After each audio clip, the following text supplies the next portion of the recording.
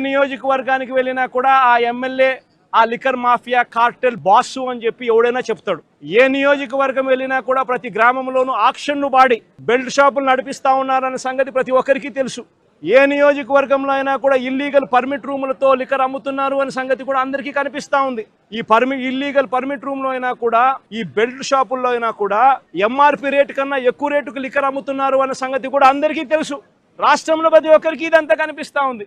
సాక్షాత్తు డిఐజీల ఆధ్వర్యంలో డిఎస్పీల ఆధ్వర్యంలో సిఐలు వీళ్ళే ఒక మాఫియా ముఠా. వీళ్ళే డబ్బులు కలెక్ట్ చేస్తారు, వీళ్ళే అలా అమ్మనిస్తారు, అలా అమ్మిన దానికి వీళ్ళే డబ్బులు తీసుకుంటారు, వీళ్ళే ఎమ్మెల్యేలకు డబ్బులు ఇస్తా ఉన్నారు. చివరికి ఎమ్మెల్యేలకింత, చంద్రబాబుకింత, మధ్యలో పోలీసులకింత అని ఏకంగా పోలీస్ మాఫియా నడుపుతా ఉన్నారు డిఐజీల ఆధ్వర్యంలో చంద్రబాబు నాయుడు గారి ఆంధ్ర రాష్ట్రంలో.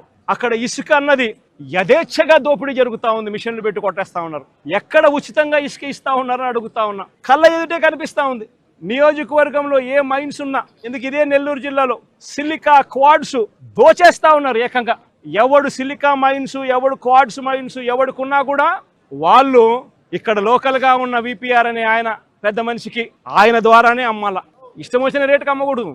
ఆయన ఫిక్స్ చేసిన ఆ రేటుకే ఆయన ద్వారానే అమ్మాల. నెల్లూరులో ఉన్న సిలికా మైన్స్ లో ఉన్న ప్రతి ఒక్కరికి తెలిసి ఈ విషయం. కోర్టు కేసు వేసినారు. సిలికా ఓనర్స్ అందరూ కోర్టు కేసు వేసినారు.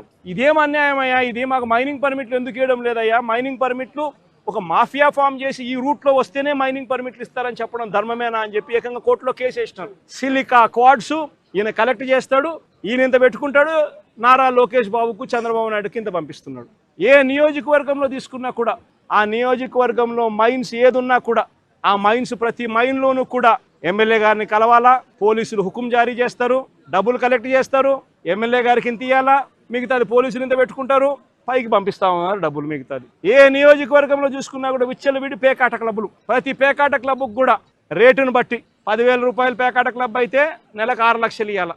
5 లక్షల రూపాయలు పేకాట క్లబ్ రన్ చేసేది అయితే ఏకంగా వెస్ట్ గోదావరి జిల్లాలో అయితే ఏకంగా ఒక పేకాట క్లబ్బుల్లోనే ₹1 కోటి ఇస్తున్నారు. విచ్చల విడిగా కరప్షన్ జరుగుతూ ఉంది. పోలీసుల సమక్షంలో, పోలీసుల ఆధ్వర్యంలో మాఫియా ఫామ్ చేసి ప్రతి నియోజకవర్గంలో జరుగుతుంది. నియోజకవర్గంలో ఏ పరిశ్రమ ఉన్నా కూడా ఆ పరిశ్రమ నడుపుకోవాలి అని అంటే ఆ పరిశ్రమ యజమానులు వచ్చి ఎమ్మెల్యేకి ఇంత డబ్బు ఇవ్వాలా, పోలీసులు లేకపోతే ఎమ్మెల్యేని కలసమని చెప్పి ప్రోత్సహించేట్టుగా వీళ్ళు పోయి ప్రెజర్ పెడతారు, ఎమ్మెల్యే మనుషులను పంపిస్తారు, ఫ్యాక్టరీలో ప్రొడక్షన్ ఆగిపోతుంది, ఆ ఎమ్మెల్యేను